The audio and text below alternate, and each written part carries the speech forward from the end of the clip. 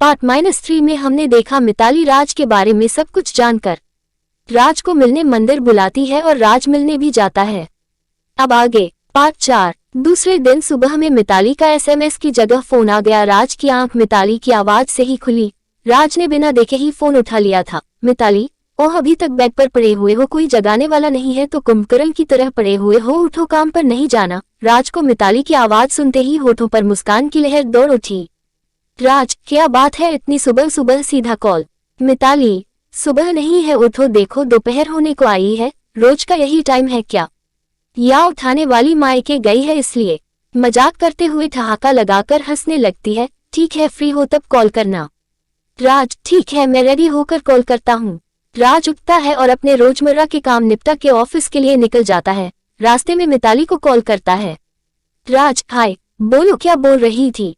मिताली, ओह गई जनाब, आपकी सुबह बड़े राजघराने जैसे ठाठ हैं आपके। हमारे यहाँ तो 7 बजे सुबह होती है, आपके शहर में भी तो 7 बजे सूरज निकल आता है, पर आपके घर पर देर से आता होगा, कहकर हंसने लगती है। राज, आज कौन सी बाजू से सूरज निकला है? सुबह सुबह हमारी खिंचाई शुरू कर दी, एसएमएस की जगह सीधा फोन। मिताली, क्यों नहीं करना चाहिए?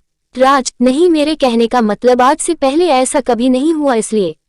मिताली, वक्त बदलता रहता है और वक्त का कोई भरोसा नहीं, कब कौन सा पड़ाव सामने आ जाए। एक पल में आसमान में बादल छाए होते हैं और दूसरे ही पल खुला आकाश। राज, लगता है फ्री हो गई हो। मिताली, हाँ हो गई हूँ फ्री, बिल्कुल फ्री। आपकी दुआ से धीरे से बोलती है पर राज नहीं सुन पाता। राज, क्या? मिताली, कुछ नहीं, ऑफिस पहुंच गए क्या? राज, हाँ बस पहुंच गया। मिताली, ठीक है तो आप अपना काम अच्छे से कीजिए, मैं फोन रखती हूँ। राज, हाँ ठीक है, कहकर फोन काट देता है और फैक्ट्री पर काम में उलझ जाता है। काम में व्यस्त हो जाता है, वक्त का पता ही नहीं रहता उससे। मिताली का फोन आता है तब उसे मालूम होता है 2 बजे बज चुके हैं। मिताली, हेलो, क्या कर रहे हो?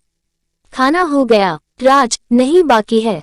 मिताली, अभी खाना अभी बाकी है? ऐसा क्या काम करते हो जो खाने का भी वक्त नहीं मिला? इतना ज्यादा कमाने का क्या फायदा? वक्त पर खाना खा लेना चाहिए, काम तो बाद में भी होता रहेगा, जाए खाना खा लीजिए। राज, हाँ ठीक है, आज क्या हुआ है तुम्हें? मिताली, कुछ भी तो नहीं, चलो खाना खा लीजिए पहले, मेरी बातों का जवाब बाद में भी हो जाएगा। दोनों बात खत्म करते हैं और राज अपने घर की ओर निकल जाता है। रास्ते में सोचता रहता है यह मिताली को क्या हो गया है, इतने फोन एसएमएस, पर एक तरीके से राज को अच्छा भी लग रहा था, जैसे वह खुद भी वही चाहता हो। थोड़े ही दिनों में दोनों इतने करीब आ गए थे कि एक दूसरे को बिना बात किए बिना ना दिन शुरू होता ना रात खत्म होती। कभी फोन पर बातचीत, कभी एसएमएस से हर वक्त बातें होती रहती थी। एक दिन सुबह में मिताली का फोन आया। मिताली, हेलो, आज आपको कोई भी काम हो निपटा लो, आज दोपहर के बाद आप मुझे मिलने आना, कुछ बताना है आपको। राज, आज नहीं हो सकता, मैं आज कहीं ऑफिस के काम से बाहर जाने वाला हूँ, कल मिलेंगे। मिताली, मैं कुछ सुनना नहीं चाहती आज ही, आपको कोई भी काम हो वो कल निपटाना। गणेश जी का बड़ा मंदिर है, वहां आप आ जाना, मैं ठीक 3 बजे आपका इंतजार करूंगी, अगर आए नहीं तो फिर देख लेना। राज, अरे अजीब जबरदस्ती है, मेरी बात को समझो। मिताली, गुस्से में, मैं कुछ सुनना नहीं चाहती, आप आ रहे हो मतलब आ रहे हो, कोई और बहाना नहीं। इतना कहकर भड़क की कॉल काट देती है। इधर राज भी सोचता है अजीब है, पहले कभी ऐसे मिताली ने बात नहीं की मुझसे, आखिरकार क्या बात है? वैसे ठीक है, मीटिंग सब कल करूंगा, सबको कॉल करके कल की मीटिंग का टाइम मांगता है और आज के लिए सभी से माफी भी मांगता है। राज 3 बजे बजने का बेसब्री से इंतजार करता है, कब 3 बजे और कब मिताली को मिलो। एक तरफ खुशी भी है, एक तरफ थोड़ा सा दिल में डर भी। तरह तरह के ख्यालात आते हैं राज को। जैसे तैसे 3 बजे बजने को आए और राज मिताली के कहे हुए मंदिर पर मिलने को चला गया। राज पहले ही पहुंच गया था, मिताली के पहुंचने से पहले जिस रास्ते से मिताली आती है उसी रास्ते पर नजर लगाए हुए हैं। आखिरकार राज का इंतजार खत्म हुआ, मिताली आते हुए नजर आ रही थी। उसे आते देख थोड़ा जान में जान आई और धड़कने रेलगाड़ी की भांति तेज होती जा रही थी। जैसे जैसे मिताली नजदीक आ रही थी, सामने से मिताली भी राज को देखे आ रही थी। रास्ते में क्या हो रहा है वह भूल चुकी थी। उसको तो ऐसा ही लगता था कि उन दोनों के अलावा कोई है ही नहीं, वैसे देखे जा रही थी। मिताली, मेरे से पहले आ गए, इंतजार तो ज्यादा नहीं करवाया ना? राज, नहीं थोड़ा सा। मिताली, माफ करना, आपको इंतजार करना पड़ा, वो सजने संवारने में थोड़ा वक्त लग गया, कुछ समझ ही नहीं आ रहा था क्या पहनूं और क्या नहीं, फिर ऐसे ही आ गई। राज, बहुत खूबसूरत लगती हो सादगी में, तुम्हें सजने संवरने की जरूरत कहाँ है? ऊपर वाले ने सजा के ही भेजा है इस दुनिया में। राज की बातें सुनकर मिताली के चेहरे पर लाली छा जाती है, पलकें शर्म के मारे झुक जाती हैं, मंद मंद मुस्काने लगती है। राज, अच्छा बताओ क्या काम था? मिताली, वह बाद में, चलो पहले मेरे साथ मंदिर में जाकर आते हैं। राज, मंदिर में? मिताली, हाँ चलो ना, मेरी इच्छा है आपके साथ जाने की, नहीं आएंगे क्या? सोच में डूब जाता है। मिताली राज का हाथ पकड़ लेती है और कहती है इतना मत सोचो, और हाथ खींचकर राज को मंदिर में लेकर चली जाती है। दोनों अच्छे से पूजा करके बाहर आते हैं। सीढ़ियां उतरते वक्त दोनों चुप थे। जैसे ही मंदिर के बाहर आते हैं दोनों, मिताली राज को कसकर गले लग जाती है और जोर से रोने लगती है। राज को कुछ समझ नहीं आया क्या हो रहा है और क्या करूं। मिताली क्यों ऐसा कर रही है? राज मिताली को कहता है सब देख रहे हैं यहाँ, क्या हुआ मुझे बताओ, क्यों रो रही हो? राज की बातों का कुछ असर मिताली पर नहीं पड़ता। वह रोए जा रही थी और बाहों का घेरा और मजबूत किए जा रही थी। राज ने हार कर मिताली के माथे पर अपना हाथ पसारते हुए सहलाने लगा। मिताली ने मानो छोटी बच्ची की माफी रो रही थी। उस पर राज का दिल पिघल गया, कभी किसी को इतने करीब आने नहीं दिया, और मिताली के इस बर्ताव की वजह से उसका दिल मोम के माफिक पिघल गया। राज ने मिताली से पूछा क्या हुआ? मिताली रोते रोते ही बोले जा रही थी, मुझे गांव जाना पड़ेगा आज और मैं जाना नहीं चाहती। चले जाने के बाद आपसे मिलने की सारी उम्मीद टूट जाएगी। तुम्हारे साथ के इस पल को मैं एक याद बनाकर जाना चाहती हूँ। आप मेरे लिए क्या हो यह शायद आपको अंदाजा भी नहीं। राज को थोड़ी थोड़ी सी बातें मिताली कर समझ आ गई। बरसों से दिल में कई दर्द भरे हुए थे, तो सारे दर्द राज के कंधों पर खाली हो रहे थे। पर मंदिर के बाहर आते जाते सब उन दोनों को ही देखे जा रहे थे, जैसे कह रहे हो कि बड़े बेशर्म लोग हैं, मंदिर के बाहर ही शुरू हो गए। ऐसी नजर से सब घूर रहे थे। राज ने कहा तुम्हारे आंसू ही गिर रहे हैं या बहती नाक पहुंच रही हो? ये बात सुनकर मिताली एकदम से ठहाका लगाकर हंसने लगती है। गजब का वह सीन हुआ होगा, आंखों में आंसू और होठों पर मुस्कान। दोनों हाथ से राज ने मिताली का चेहरा अपने हाथों में लेते हुए आंसू पोंछे और कहा बहुत बुरी लगती हो रोते हुए, कृपया करके जुल्म मत करो मेरे पर। ठहाका लगाकर जोर से हंसने लगा। राज को हंसते देख मिताली भी हंसने लगी। राज मिताली का हाथ पकड़कर कार की ओर ले गया। कार में से पानी की बोतल निकाली और मिताली को दिया। लो पानी पी लो और मुंह भी पोंछ लो, बड़ी डरावनी लग रही हो। हाँ हाँ हाँ, मिताली प्यार से मारने लगती है। राज, क्या हुआ अब ठीक से बताओ, तुमने कहा पर मैं समझ नहीं पाया, इतना तो तुतला रही थी। हाँ हाँ हाँ, मिताली राज के सामने उसका हाथ पकड़कर, मैं आज जा रही हूँ, फिर कब आपसे मुलाकात होगी मुझे नहीं पता, पर मैं यहाँ से जाना नहीं चाहती। राज, क्यों जाना नहीं चाहती? मिताली, तुम कुछ समझ ही नहीं रहे हो, कुछ महसूस ही नहीं होता। राज मन ही मन कहता है समझ तो सब रहा हूँ, पर ज्यादा जताना सही नहीं है, मेरी भी कुछ सीमा है, उससे पार नहीं करना चाहता। राज, तो नहीं समझ आ रहा तो तुम ही समझा दो मुझे, घुमा घुमा कर बातें कम समझ आती है मुझे। मिताली, ठीक है तो सुनो सीधी बात, मैं तुम्हें चाहने लगी हूँ, हद से ज्यादा।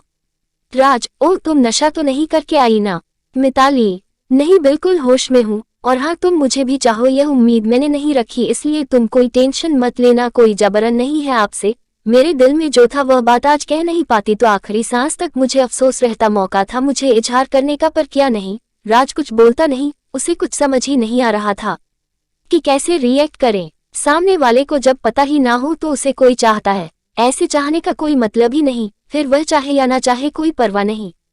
मैं आपसे कभी नहीं कहूंगी कि बदले में आप भी मुझे प्यार करो। चलिए आप आज मुझे मेरे मामा के घर तक छोड़ दीजिए, उतना तो वक्त मिलेगा मुझे आपके साथ बिताने का। दोनों कार में बैठ जाते हैं। राज कार को मिताली के मामा के घर की ओर ले लेता है। मिताली बातें करती रहती है, थोड़ी देर में ही घर आ जाता है। राज, आ गया तुम्हारे मामा का घर? मिताली, आ गया, इतनी जल्दी आ गया? आपने कार तेज चलाए लगता है। राज, कार तो उसके हिसाब से ही चली है, पर तुम्हें ही वक्त का पता नहीं चला। वैसे कितने बजे हैं कि बस है तुम्हारी?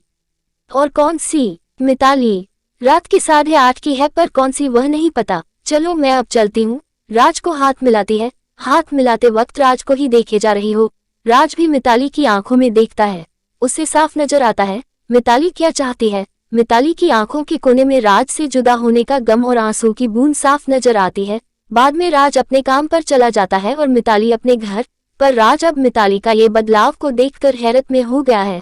मिताली का जो अचानक का इजहार उसने सपने में भी नहीं सोचा था। वैसे तो राज के दिल के किसी कोने में मिताली की छवि थी, पर राज ने उस पर पर्दा डाले रखा बरसों हो गए। आज मिताली ने पर्दा हटा दिया और एक मोहब्बत का दिया जला दिया, पर उस मोहब्बत को स्वीकार करना राज के लिए बहुत ही मुश्किल था, क्योंकि कुछ ही महीनों में बाप बनने वाला था। और मिताली की भी कुछ महीनों बाद शादी होने वाली थी। यह बात अच्छे से पता थी तो उसे चुप रहना ही सही लगा। दिल कुछ और चाहता था और दिमाग कुछ और सुनाया जा रहा था, मझधार में फंसे इंसान की तरह। पर घड़ी घड़ी वही लम्हा सामने आता था जो मिताली के साथ बीता, जैसे बैकग्राउंड में गाना बज रहा हो। तेरी बाहों का घेरा बड़ा महफूज लगे हैं। काम तो कर रहा था पर काम में मन नहीं लगता था उसका। उस तरफ से मिताली की भी ऐसी ही हालात में थी, पर उसे खुशी थी कि उसने उसके प्यार का इजहार तो किया। फिर वह मन ही मन में सोचे जा रही थी, राज मुझे बस तक छोड़ने आए, पर पता था वह नहीं आएगा। जो सपना नहीं देखना चाहिए वही सपना देख रही थी। आखिरकार उसके बस का वक्त हो गया और वह उसके मामा के साथ बस स्टैंड पर निकल जाती है। बस चलने की तैयारी में थी तभी मिताली के फोन पर कॉल आई। डिस्प्ले पर नाम देखा तो खुशी से झूम उठी कॉल रिसीव करते हुए।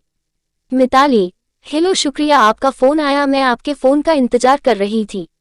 राज, कॉल का इंतजार कर रही थी? मुझे लगा। मिताली, मतलब आप यहाँ पर आए हैं? कहाँ हो आप? मैं नीचे आती हूँ। राज, अरे बाबा सांस तो ले लो, तुम्हें बाहर नहीं आना है। कौन सी बस में हो? मिताली बस का नंबर बताती है। राज, हाँ कौन सी बाजू में बैठी हो मोहतरमा? मिताली तो पागल ही हो गई कि क्या ये सपना तो नहीं देख रही, इसकी उम्मीद ही नहीं थी। मिताली ड्राइवर की और चौथी सीट पर बोलकर खिड़की खोलती है, बाहर देखती है। उसकी आंखें राज को ढूंढ रही होती हैं। राज, हाथ उठाते हुए रोड के उस पार देखो। मिताली, हाँ देखा आपको, मैं नीचे आ रही हूँ।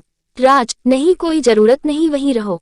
तभी बस में गाना बजता है, आइए आपका इंतजार था, देर लगी है आने में तुमको। मिताली, 1 मिनट के लिए आने दो ना, आपके पास नजदीक से देख लूं आपको, एक बार और गले लगा लूं आपको। ऊपर वाले ने मेरी तमन्ना पूरी की तो आप भी मेरी जाते जाते तमन्ना पूरी कर दीजिए ना। राज, नहीं इतना काफी है। मिताली, आप बड़े पत्थर दिल हो, एक बच्चे की ख्वाहिश भी पूरी नहीं करते।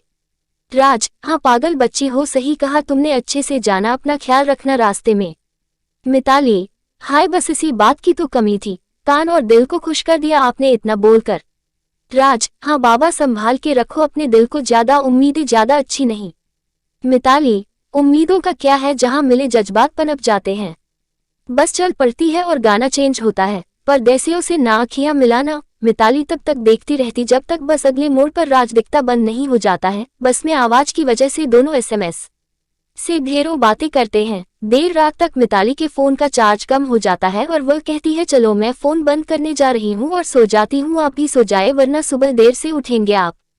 राज, ठीक है मुझे भी नींद आ रही है, ख्याल रखना अपना। मिताली मन ही मन में कहती है अब आप जो है मेरा ख्याल रखने को तो मुझे क्या फिक्र। मिताली, शुभ रात्रि। राज, शुभ रात्रि। दोनों एक दूसरे के साथ बिताए वक्त को याद करके सो जाते हैं। वास्तविक प्रेम कर पाना बहुत कठिन होता है जब आप दूसरी बार प्रयास कर रहे हो, या यूं कहो असंभव। मिताली अपने गांव पहुंच जाती है। जैसे ही घर पहुंचती है पहले कॉल राज को ही करती है। मिताली, पहुंच गई हूं ठीक से। राज, ठीक है आराम करो, सफर से थक चुकी होगी। मिताली, हाँ बहुत ही, वैसे तो स्लीपर थी पर नींद पूरी नहीं हुई। राज, क्यों नहीं हुई? मिताली, आपकी वजह से। राज, मेरी वजह से कैसे? मैंने अब क्या किया? मिताली, सब आपका ही तो किया धरा है। राज, यह अच्छा है, इल्जाम मुझ पर ही डाल दो। मिताली, हाँ वह तो है। राज, ठीक है बाबा, बात तो बाद में होती रहेंगी, तुम आराम करो, मैं भी रेडी होकर ऑफिस निकलता हूँ। मिताली, क्यों जल्दी आज? राज, इतनी जल्दी उठा दिया नींद से तो अब फिर से नींद नहीं आएगी, तो ऑफिस जाना ही सही है। मिताली, ओ ऐसा है जनाब को अगर जल्दी उठाया जाए तो काम पर जल्दी जा सकते हैं। अच्छा किया ये बात आपने मुझे बता दी। राज, क्यों? मिताली, बाद में बताऊंगी, चलो अभी रखती हूँ, बाद में बताऊंगी, चलो अभी रखती हूँ, आप अपना काम निपटा आए और मैं सो जाती हूँ। राज मिताली के बारे में कुछ दुविधा में है। राज का दिल और दिमाग दोनों अलग अलग सोच रहे हैं। दिल मिताली की मासूमियत पर मरे जा रहा था और दिमाग उसकी मासूमियत का फायदा उठाना चाहता है, और वह मिताली से बात करता है और उसको दूसरा कोई ख्याल ही नहीं आता, पर जैसे ही वह अकेला होता है तो शैतानी दिमाग खेल खेलना शुरू कर देता है और स्वार्थी होने लगता है। यह मासूम सी कली तुम्हारे इशारों पर जो चाहो वह करेगी, बन जाओ वो भंवरा जो हर कली को मचलना चाहता है। मन कली के मोह में उलझा है, ये तुम्हारे लिए सही नहीं है। दिमाग उसे बस में किए जाता है, पर जैसे ही मिताली से बात होती है तो दुनिया में मिताली का प्यार ही प्यार महसूस होने लगता है। बस यही मेरी दुनिया है। इसी कश्मकश में राज कोई फैसला नहीं कर पाता कई दिनों तक, और फैसला नियति पर छोड़ देता है, रिश्ते को संभाले रखता है। उस तरफ मिताली को राज के सिवा कुछ भाता ही नहीं। मिताली अपने मंगेतर से भी नहीं करती इतनी बातें, और वक्त राज को दिया जा रहा था। एक भी दिन राज से बात किए बिना रहती नहीं।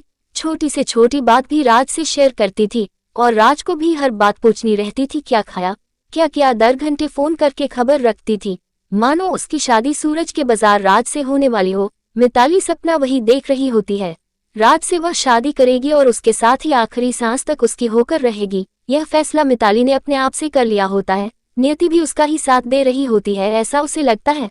उस नादान को क्या पता कि नियति जब खेल खेलती है तो अच्छे अच्छे का तेल निकल जाता है। एक दिन मिताली ने राज से कहा, बहुत दिन हो गए हैं आपको देखें, आपकी तस्वीर को देखकर जी को सुकून नहीं मिलता। राज, काम का बोझ इतना ज्यादा है कि मैं यहाँ से निकलने के बारे में सोच भी नहीं सकता।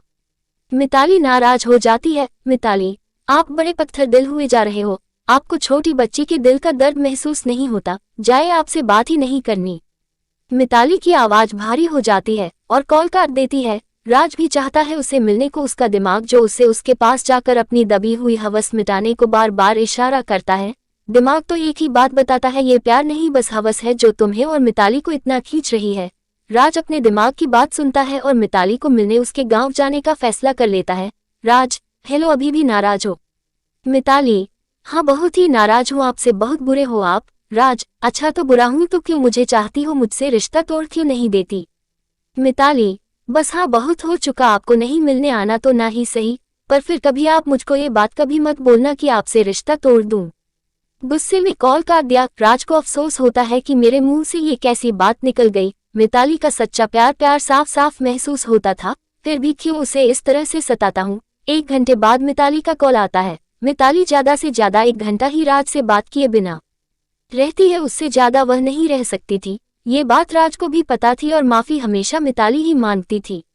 उन दोनों का रिश्ता उस लेवल पर कुछ ही वक्त में पहुंच चुका था। वह मिताली के कॉल से उठना, ऑफिस के लिए जैसे ही निकलता तो 1 सेकंड की ही देरी न होती, उसी वक्त मिताली का कॉल राज को आ जाता, जैसे सीसीटीवी की तरह उसे सब वहां बैठे बैठे देख रही हो। बागवान की हेमा मालिनी हो जैसे हराहट को वह महसूस कर लेती थी और यह बात भी चौंका दिया करती थी कि वह इतना परफेक्ट टाइमिंग कैसे। कभी कभी ऊपर वाले से राज भी शिकायत करता है, तुमने मेरी किस्मत में मिताली को इस वक्त क्यों भेजा जब सब हाथ से फिसल चुका था।